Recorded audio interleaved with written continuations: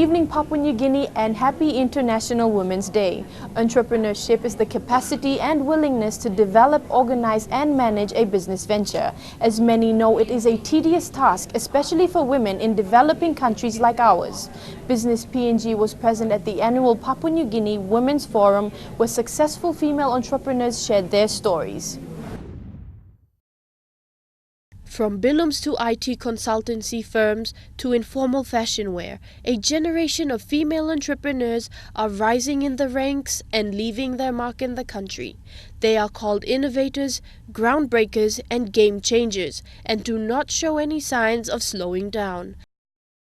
At the recent Papua New Guinea Women's Forum, female entrepreneurs and aspiring entrepreneurs gathered to share their successes and failures. In a vastly changing patriarchal society, these entrepreneurs have developed their businesses from the ground up. The director for Save PNG, and it's a media education organization where recently with the Cafe New Guinea we've been trying to educate Papua New Guineans and promote our local food and culture, and also the importance of eating our local foods, because in this day and age we have a lot of lifestyle diseases, diabetes, people are getting heart attacks, and usually it's because we've really strayed afar from some of our traditional foods, and we want us to be a healthy society.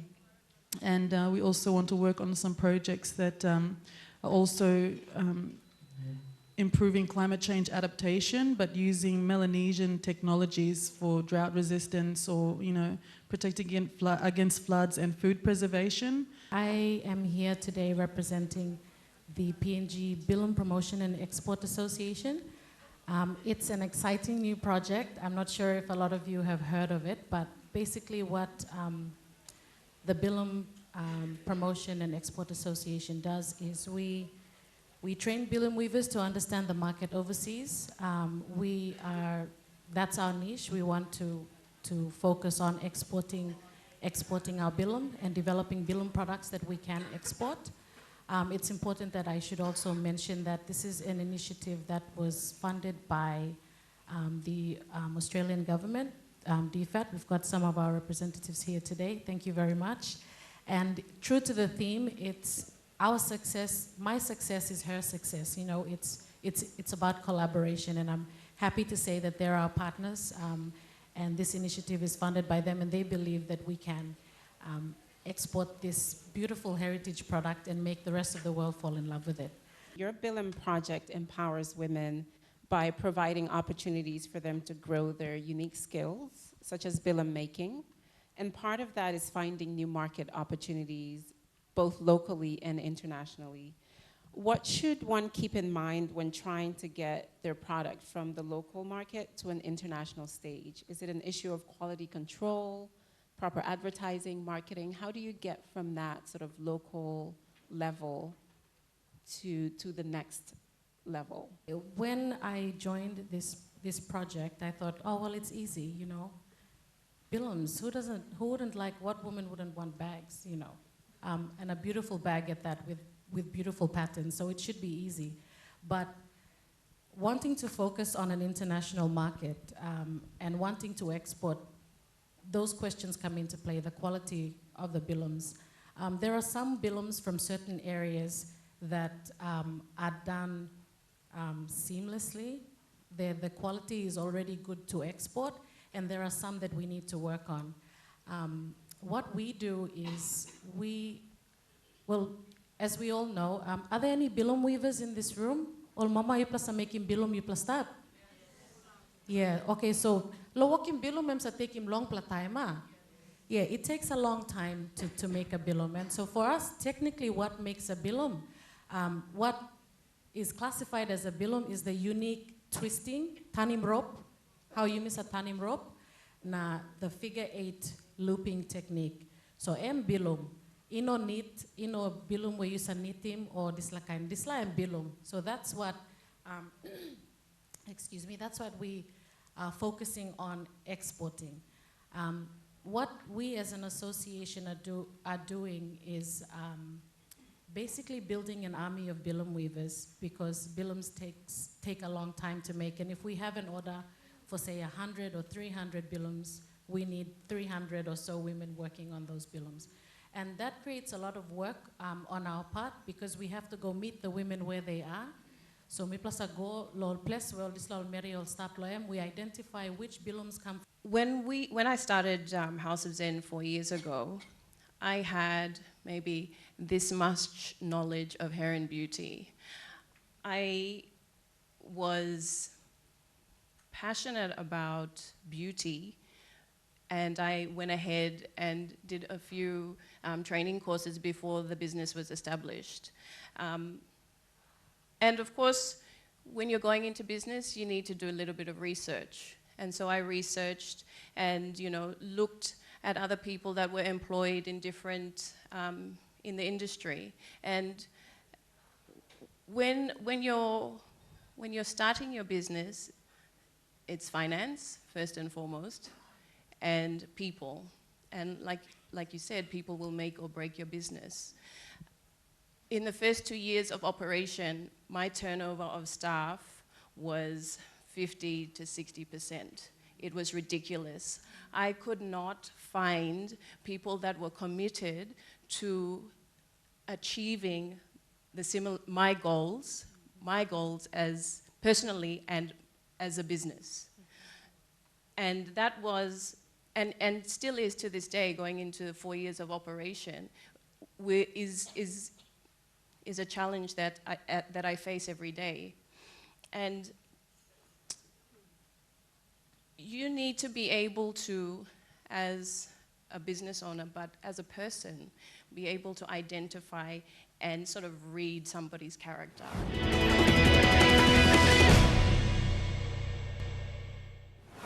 A partnership between the United Nations Development Programme and the National Fisheries Authority has been signed for a marine conservation project in the Arafura Seas. The project aims to economically benefit the people in the surrounding coastlines while being environmentally sustainable. Papua New Guinea is a treasure trove of marine biodiversity that can be commercially utilized through tourism and aquaculture, whilst providing food security for the islands and coastal people. However, it has been increasingly under threat due to unsustainable marine activities, resulting in the decline and loss of coastal and marine ecology. In light of this, the United Nations Development Programme, the UNDP, in partnership with the PNG National Fisheries Authority, the NFA, have joined a regional initiative aimed at improving the conditions of marine ecosystems in the Arafura Timor-Leste Seas region. This is a regional program, which involves cooperation between several different countries that share the Arafura Sea. So it involves, of course, Papua New Guinea, it involves Australia, it involves Timor-Leste and Indonesia. And it's the first time that 4 governments have come together to really take action to try and protect the seas and also support the communities who live and share that area. Our estimate is that maybe up to 500,000 people rely on that particular, in that region, on fishing for their livelihoods.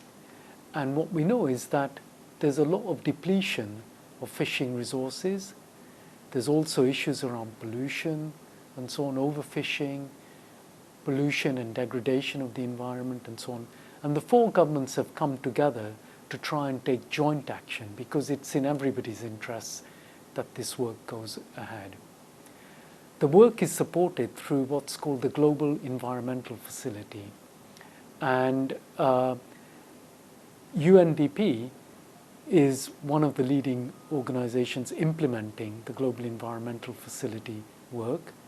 And so we were asked to support and work very closely with the National Fisheries Authority. And we're really pleased about that because we share the same building here in Deloitte Towers, and it's great to have that partnership. The Global Environment Facility, GEF, was established in 1992 to help tackle the planet's most pressing environmental problems. The GEF organization have initiated the Arafura and Timor Seas Ecosystem Action Program together to develop a transboundary diagnostic analysis that will assess the current state of the environment and resources in the Arafura and Timor Seas, including pressures, threats and impacts from overexploitation, global climate change and pollution.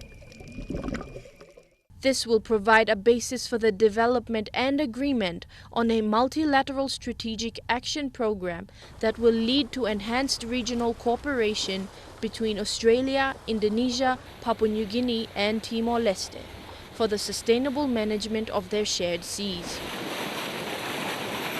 High priority issues in the Arafura and Timor Seas include illegal, unregulated and unreported fishing, and the development of alternative sustainable livelihoods for coastal people. This GEF project is being implemented by the UNDP and coordinated by the Arafura and Timor Seas Experts Forum. GEF support for the Arafura Timor Seas Ecosystems Action Program is from the GEF International Waters Portfolio to promote cooperative regional arrangements based on large marine ecosystems. You know, this is the feasibility part of the work that's being done now. So what they have is a number of experts, so including UNDP experts, who are really looking at, given the challenges in that region, what can each country do to try and improve, revitalization of fish stocks, support for marine environment to stop degradation and so on. So they are still in the process of designing this work, and then I think later this year what we'll see is all 4 governments coming together and saying, here is what we can all do individually and together to achieve our objectives. And the objectives are simple, that roughly 18%, Papua New Guinea of course has a very important stake in this. Okay, a lot of communities depend on fisheries. We know that fishing stocks, there's a lot of overfishing in that area, not by those communities, but by people coming from outside and so on. How do we ensure that there is sustainable fishing, that the environment is protected, this marine life is protected and so on? And it's also an important part of the global goals, the Sustainable Development Goals. Goal 14 talks specifically about protection of marine resources and environments. So this project, in all kinds of ways, is breaking some new boundaries. It is bringing together, there aren't many programs like this which bring together 4 different governments cooperating and really saying, where can we add value and so on? What can we learn from each other, which is another part of this. And all of this is to protect all of the communities that share that seas. At this stage, what we're doing is working up what's called a project document, which will bring together the total cost. It will also say exactly what will be done, because there's obviously covers a large area, and a lot of different things can be done. The ProDoc, when it's developed later this year, will explain what each party brings, and then we'll have to look at what does Papua New Guinea add, and what should the contribution from UNDP for this work be. For us as UNDP, it's an important piece of work because, as I said, it's a new bringing together this kind of cooperative agreement. And we, in the first instance, are looking to support this with $500,000 US dollars to support the first phase. We'll see what comes in the next phase of this work and so on. These kind of programs which involve multi-countries are often quite complex because nobody wants to say at the start exactly what resources will be needed. We don't fully know. And nobody wants to say this is our total commitment.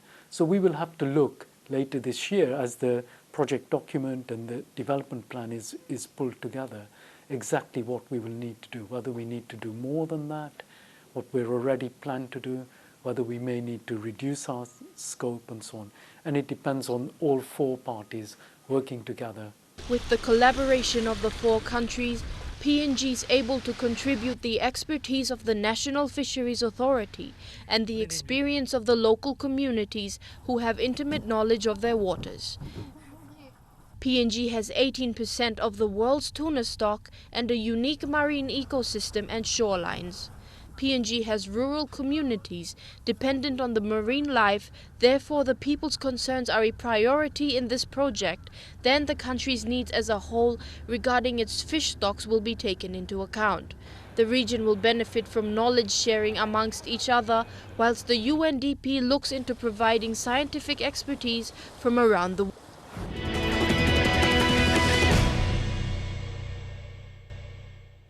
Now we go to the Morobe province, where the provincial government is using a concept to build small to medium enterprises that ensures the participation of traditional landowners.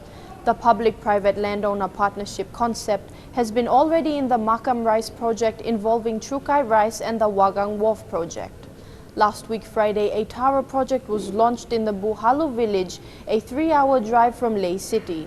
In this report, Bethany Hariman takes a look into the taro project, the partnership, and how it transcends beyond the provincial government goals.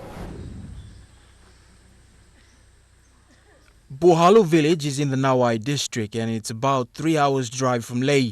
It's home to 200 farmers engaged in a commercial taro project.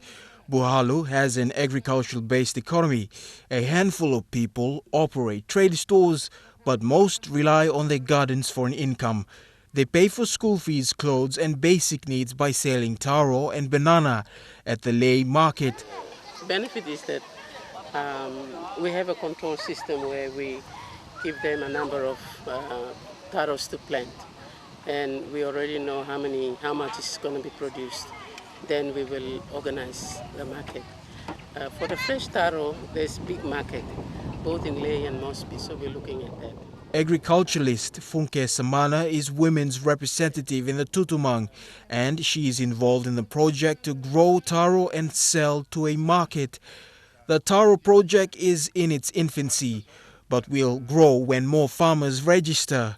Last week Friday, the government of Morobe launched the Buhalu Taro project.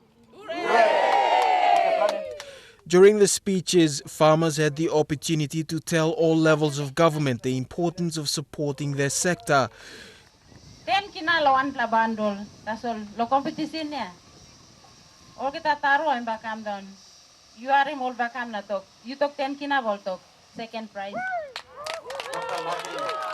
National Agricultural Institute Director General Dr. Sergi Bang said the institute would teach taro budding techniques and pest management skills to the farmers. It will also assist in market research when the time comes for the taros to be sold. The Morobe government will use the public-private landowner partnership concept to support this project.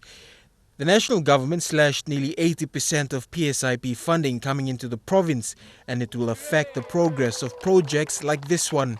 What we see happening now is an example of our concept and model of agricultural SME entrepreneurship, which we are promoting in the province. And this is a pilot project that's getting off the ground, but we are planning to spread it to the rest of the Bukawa area, Labuta, and also elsewhere. The Morobe provincial government has developed a concept to ensure that the landowners take part in the province's economic boom. Over 1 million kina already in the program, and we've got another 600,000 in this year's budget. It is a continuing program which we will fund until we achieve the desired result. But the ultimate aim is this. Bukawa people and Bukawa taro is known for its quality, and we produce the best taro. The economic boom in Leh has happened over the last 10 years, with billions of kina being injected into improving road infrastructures, a new Leh wharf and a 4-lane highway. What you see happening here is centered on the concept of a public-private landowner partnership, PPLOP concept. And we are very passionate about this concept.